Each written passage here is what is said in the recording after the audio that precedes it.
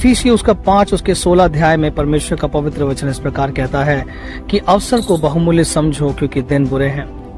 मेरे प्रिय भाई बहनों, आज वो ऐसा दिन है जहां हर जगह बुरे काम हो रहे हैं। आप कोई सा भी न्यूज चैनल खोल करके देखेंगे तो हर जगह आपको बुराइयों का ही समाचार मिलेगा। कहीं भी आपको कोई भी गुड न्यूज नहीं मिलेगा। हर जगह लड़ाइयाँ चल रही हैं, हर जगह देश एक दूसरे के ऊपर चढ़ाई कर रहा है, हर जगह हत्याएं हो रही हैं, चोरी हो रहा है, व्यभिचार हो रहा है, रेप के केसेस हो रहे हैं, गलत न्यूज़ फैलाया जा रहा है। तो इतना सब चीज़ हो रहा है जहाँ की कोई भी एक भी न्यूज़ आपको या फिर समाचार आपको अच्छा नहीं मिलेगा। और मेरे प्रिय भाई बहनों, आने वाला समय बुरा कैसे है? बुरा ऐसे है कि जब लोग एक दूसरे को मारेंगे, झूठ इतना बढ़ जाएगा कि सच का कोई विश्वास ही नहीं करेगा।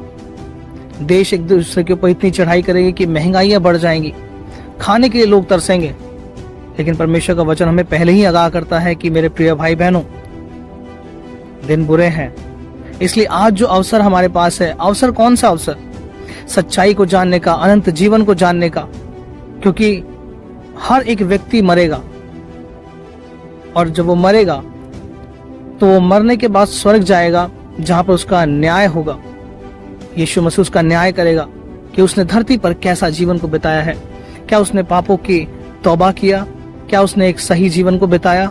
अगर नहीं तो उसका पाप जो है वो उसको ना बुझने वाली आग में डाल दिया जाएगा, जिसे हम नरक कहते हैं।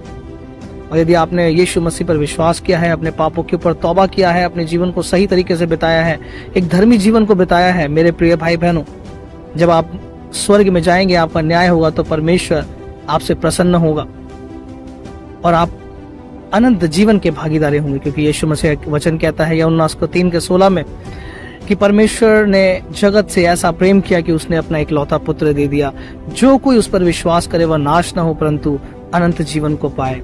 हालेलुया। मेरे प्रिय भाई बहनों, अनंत जीवन एक बहुमूल्य है। क्योंकि आज यहाँ पर कोई 50 साल जीता है, कोई 60 साल, कोई 70, कोई 80, कोई 100, 120, लेकिन हमें स्वर्ग में जाना है, या फिर जहां पर भी इंसान जाएगा न्याय के बाद, वहां उसको अनंत काल के लिए जीना है।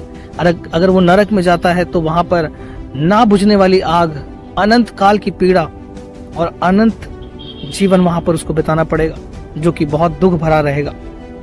लेकिन मेरे प्रिय भाई बहनों, यही साल में आप अपने आप को अनंत जीवन के लिए तैयारी कर सकते हैं। बुराई से अलग रहें, व्यभिचार से अलग रहें, पाप से दूर रहें और हर समय परमेश्वर की व्यवस्था पर चलें, उसको अपना उद्धारकर्ता माने। यदि अभी तक आपने कोई पाप नहीं छोड़ा है, यीशु मसीह को ग्रहण करें, पाप को छोड़े अपने जीवन से, क्योंकि यीशु मसीह जल्द आने वाला है हमारा न्याय करने के लिए।